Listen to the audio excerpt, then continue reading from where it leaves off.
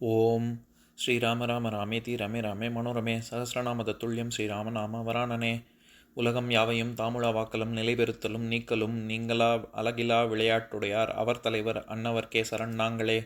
எத்திர எத்திர ரகுநாத கீர்த்தனம் தத்திர தத்திர கிருத்தமாஸ்தகாஞ்சலிம் வாஷ்பவாரி பரிபூர்ணலோச்சனம் மாருதிம் நமது ராட்சசாந்தகம். அஞ்சிலே ஒன்று பெற்றான் அஞ்சிலே ஒன்றை தாவி அஞ்சிலே ஒன்று ஆறாக ஆரியர்க்காக ஏகி அஞ்சிலே ஒன்று பெற்ற அணங்கை கண்டு அயலாரூரில் அஞ்சிலே ஒன்றை வைத்தான் அவன் எம்மை அழித்துக் காப்பான். இன்னைக்கு நம்ம கம்பராமாயணத்துல பாலகாண்டத்துல கார்முக படலத்துல 29வது பாடல் பார்க்க போறோம். கரங்கள் குவித்து இருகண்கள் பணிப்ப இருங்களிரு இச்சிலை ஏற்றில நாயின் நரந்த நரைக்குழல் நங்கையும் நாமும் முருங்கு எரியில் புக மூழ்குதும் என்பார். இதுதான் பாட்டு. இப்ப நம்ம பதம் பிரிச்சு பொருள் பார்க்கலாம். கரங்கள் குவித்து, சில மாதர் தம் வழிபடு தெய்வங்களை நினைந்து தம் கைகளை கூப்பிக்கொண்டு இருங்களிரு ஆண் யானை போன்ற இக்குமரன் இச்சிலை இந்த வில்லை இரு கண்கள் பணிப்ப, எங்களுடைய இரு கண்களும் ஆனந்த கண்ணீர் சொரியுமாறு ஏற்றிலன் ஆயின் நான் ஏற்றாமல் போவானேயானால் நரந்தம் நரை கஸ்தூரி மணம் கமழும் குழல் நங்கையும் கூந்தலை உடைய சீதையும் நாமும் முருங்கு எரியில் எரிக்கும் நெருப்பில் புக அழுந்தி மூழ்குதும் என்பார். மூழ்குவோம் என்று சொல்வார்கள். இப்ப நம்ம இந்த பாட்டுல இருக்கக்கூடிய நயங்களை பார்க்கலாம். இந்த மாதிரி ராமன் எழுந்திருந்தவுடன் சில பெண்கள் என்ன கூறினார்கள் அப்படிங்கறதான் சென்ற பாடல்லையும் பார்த்தோம். அதாவது வராது தேராது அப்படின்னு சொல்லி நெகட்டிவா பேசுறதும் சரி, அதே சமயத்துல இறக்கப்பட்டு ஒருவேளை ராமனோட செய்தியும் சேரலன்னா என்ன பண்றது அப்படின்னு சில பெண்கள் பேசினாங்க அப்படின்னு சொல்லி சென்ற பாடல்ல பார்த்தோம்ல. அந்த மாதிரி இந்த பாடல்லயும் சில பெண்கள் என்ன நினைக்கிறாங்க, இந்த குமரனான ராமன் இந்த வில்லை இருக்காவிட்டால் சீதை கன்னியாகவே இறக்க நேரிடும், அதை விட நெருப்புல பாய்ந்து உயிர் விடுதலே மேலானது அப்படின்னு சொல்லி, அப்ப நம்மளுடைய சீதை அவ்வாறு செய்தால் நாமும் அவளோடு எரிப்புகுந்து இறப்போம் அப்படின்னு சொல்லி சில பெண்கள் கூறினார்கள் அப்படின்னு சொல்றாரு. இதுல சில சொற்களுக்கான பொருளை பார்க்கலாம். அதாவது இரு கண்கள் பணிப்ப அப்படின்னா ஆனந்த கண்ணீர். ஒருவேளை இது நான் ஏற்றி விட்டான் என்றால் இவங்களுக்கு எல்லாம் ரொம்ப சந்தோஷமா இருக்கும்ல, அதனால இரு கண்கள் பணிப்ப அப்படிங்கிறாரு. ரொம்ப ஆனந்த பெருக்குல கண்ணீர் விடக்கூடிய பெண்கள். அப்படி இல்ல இருங்களிரு இச்சிலை ஏற்றில நாயின், ஒருவேளை அப்படி ஏற்றலன்னா என்ன ஆகும், நரந்த நரைக்குழல் நங்கை. சீதைன்னு நேரடியாக சொல்லாம என்ன சொல்ற, என்னென்ன அடையெல்லாம் கொடுக்கிறாரு நங்கைங்கிற சொல்லுக்கு. நரந்த நரை குழல் நங்கை, குழல்னா கூந்தல்னு அர்த்தம். எப்பேற்பட்ட கூந்தலை உடைய பெண்ணான சீதை அப்படின்னா கஸ்தூரி மணம் கமழும் நங்கை, இது குழல் கொண்ட நங்கை அப்படின்னு. இந்த இடத்துல நரந்தம் அப்படிங்கிற சொல்லுக்கு பல பொருள் இருக்கு. அதுல ஒண்ணு கஸ்தூரி அப்படிங்கிறது, அதாவது வாசனையை குறிக்கும், காகத்தை குறிக்கும். நார்த்தங்கா இருக்குல்ல, அந்த மாதிரி நார்த்தங்காயையும் நரந்தம் அப்படின்னு சொல்லுவாங்க. இந்த மாதிரி பல பொருள் இருக்கு. இந்த இடத்துல கஸ்தூரியத்தான் குறிக்குது. அதாவது இது நம்ம கம்பராமாயணத்திலேயே நம்ம பார்த்திருக்கோம். அதாவது 24வது பாடல், நம்ம சரையு நதியை பத்தி வரக்கூடிய பாடல், அதை படிக்கிறேன் கேளுங்க.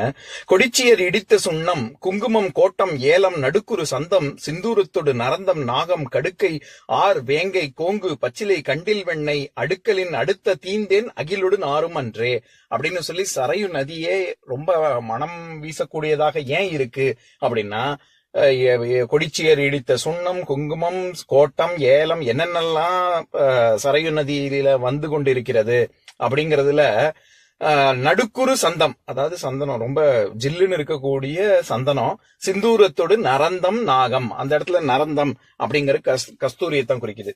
அந்த மாதிரிதான் இங்கேயும் வருது. இது ரொம்ப இதே மாதிரியான பல உதாரணங்கள் இருக்கு. குறிப்பா சொல்லணும்னா மதுரை காஞ்சி அப்படிங்கறதுல 550 இருந்து 555வது பாடல் மாங்குடி மருதனார் அப்படிங்கிறவர் இயற்றியது. அந்த பாடலை அந்த செய்யுள்ள படிக்கிறேன் கேளுங்க. காதல் இன்துணை புணர்மார் ஆயுதழ் தன்னருங்கழுநீர் துணைப்ப இழை புனை நல்நெடுங்கூந்தல் நறு விரைகுடைய நரந்தம் அரைப்ப நறுஞ்சாந்து மருக மென்னூல் கலிங்கம் கமழ்புகை மடுப்ப பெண்மகிழ் உற்ற பிணை நோக்கு மகளிர் அப்படின்னு சொல்லி தலைவன் விட்டு பிரிய போறான், வெளியில போறான், அதுக்கு முன்னாடி அவனுடன் கூட வேண்டும் அப்படிங்கிற பெண்கள் எல்லாம் என்னென்னலாம் அவங்களை எப்படி அழகுபடுத்திக்கிட்டாங்க அப்படின்னு சொல்ற இடத்துல நரந்த மறைப்பு நறுஞ்சாந்து மருக அப்படின்னு வர்ற இடத்துல கஸ்தூரி மஞ்சள் அரைத்து கொண்டு பூசிக்கொண்டு அதை அரைச்சு அதுல இருந்து சாந்து எடுத்து அவர்கள் பயன்படுத்தி கொண்டார்கள் அப்படின்னு நரந்தம் மறைப்ப நறுஞ்சாந்து மருக அப்படின்னு வரும். எதுக்கு இந்த உதாரணம்லாம் சொல்றேன், எப்படி அந்த பாடல்ல கஸ்தூரி குறிக்கும், கஸ்தூரி மஞ்சளை குறிக்குது, இந்த இடத்துல கஸ்தூரி அப்படிங்கறத குறிக்குது, அது மனம் வீசக்கூடியது அப்படின்னு. அந்த மாதிரியாக இருக்கக்கூடிய ஒரு மனம் வீசக்கூடிய கூந்தல் அப்படின்னு சொல்றாரு. அடுத்தது சீதை கன்னியாகவே இறக்க போகிறாள், அப்படியாக அவள் நெருப்பில் விழுவதற்கு சமானம், நம்ம அவ கூட சேர்ந்து நெருப்புல குதிச்சிடணும் அப்படின்னு சொல்றதுக்கு என்ன மாதிரியான நெருப்பு அப்படின்னு சொல்றாரு. நாமும் முருங்கு எரியில் புக மூழ்குதும் என்பார் அப்படின்னு சொல்றாரு. எரி அப்படின்னாலே நெருப்புன்னு அர்த்தம். எப்பேற்பட்ட நெருப்பு அப்படின்னா முருங்கு எரி அப்படின்னு. அந்த இடத்துல முருங்குதல் அப்படின்னாலே அது அழிக்கக்கூடியது, அழிதல் அப்படின்னு அர்த்தம். முருங்கு அப்படின்னா அப்ப அழிக்கக்கூடிய நெருப்பு, ரொம்ப தகதகன்னு எரியக்கூடிய நெருப்புல நாமும் வீழ்ந்து உயிரை துறப்போம் அப்படின்னு சொல்றாங்க. இதுல பொதுவா நம்ம மூழ்குதும், அதாவது முருங்கு எரியில் புக மூழ்குதும் என்பார்னு தானே சொல்றாரு. பொதுவா நம்ம தண்ணியில மூழ்கிறது தானே சொல்லுவோம், நெருப்புல மூழ்குவோம் அப்படின்னு எங்கேயாவது சொல்லுவோமா? ஆனா இங்க கம்பர் என்ன மாதிரியான வார்த்தை பயன்படுத்திருக்காரு இந்த இடத்துல? மூழ்குதல்ங்கிறதுக்கு மறைதல்ங்கிற ஒரு அர்த்தம் இருக்கு. நம்ம எல்லாருக்கும் தெரிஞ்சது மூழ்குதல்ங்கிறது தண்ணியில அமிழ்தல், புகுதல், அழுந்துதல், தங்குதல், இந்த பொருள்ல தானே மூழ்குதல்ங்கிற வார்த்தையை நம்ம பிரயோகிக்கிறோம். ஆனா அதெல்லாம் தவிர மறைதல் அப்படிங்கிற ஒரு பொருள் இருக்கு, அந்த அர்த்தத்துலதான் இங்க வருது. இப்ப உதாரணத்துக்கு சொல்லணும்னா, நம்ம உன்னோட இசையை கேட்டு அப்படியே நான் அதுல மூழ்கிட்டேன் அப்படின்னா அந்த இடத்துல, அல்லது நம்ம ஒரு புஸ்தகத்தை படிச்சுட்டு இருக்கோம், அந்த புஸ்தகத்துக்குள்ளேயே மூழ்கிட்டான் இவன் அப்படின்னு சொன்னா அந்த இடத்துல அவன் இருக்கானா இல்லாட்டி அந்த புஸ்தகத்துக்குள்ளேயே மறைஞ்சிட்டானா, கரைஞ்சிட்டானா, அவன் இருக்கிறதே தெரியல அப்படின்னு சொல்றோம்ல, அந்த இடத்துல இசையோட மூழ்கிட்டான் அல்லது புஸ்தகத்துல படிச்சு மூழ்கிட்டான் அப்படிங்கிற இடத்துல அந்த இடத்துல ஒன்னாயிட்டான். அவன் புஸ்தகமும் அவனும் ஒண்ணுதான், அல்லது இசையும் அவனும் ஒண்ணுதான், பிரிக்கவே முடியல, அவன் எங்க இருக்கானே தெரியல அப்படின்னு அந்த இடத்துல மறைதல்ங்கிற பொருள்ல தான் வருது. அந்த மாதிரி அர்த்தத்துலதான் இந்த பாடல்ல கம்பர் கையாண்டு இருக்காரு. இப்ப நான் பாட்டை இன்னொரு தடவை படிக்கிறேன், கேளுங்க. கரங்கள் குவித்து இரு கண்கள் பணிப்ப இருங்களிரு இச்சிலை ஏற்றில நாயின் நரந்த நரைக்குழல் நங்கையும் நாமும் முருங்கு எரியில் புக மூழ்குதும் என்பார். இன்னொரு நாள் இன்னொரு பாட்டு பார்க்கலாம். ஓம் சாந்தாகாரம் புஜகசயனம் பத்மநாபம் சுரேஷம் விஸ்வாதாரம் ககனசத்ரசம் மேகவர்ணம் சுபாங்கம் லக்ஷ்மீகாந்தம் கமலநயனம் யோகி ஹிருத்யானகம்யம் வந்தே விஷ்ணும் பவபயஹரம் சர்வலோகைகநாதம். உம்பரோடு இம்பர்காரும் உலகம் ஓர் ஏழும் ஏழும் எம்பெருமான் என்று ஏத்தி இறைஞ்சி நின்று ஏவல் செய்ய தம்பியரோனும் தானும் தருமமும் தரணி காத்தான் அம்பரத்து அனந்தர் நீங்கி அயோத்தியில் வந்த வள்ளல்.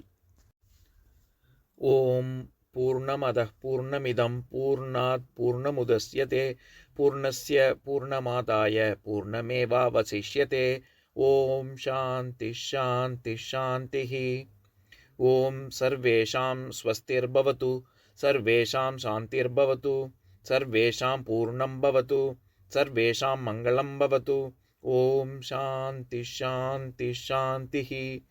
ஓம் சர்வே பவந்து சுகினः சர்வே சந்து நிராமயாः சர்வே பத்ராணி பஷ்யந்து மா கஷ்சித் துக்கபாக் பவேத்.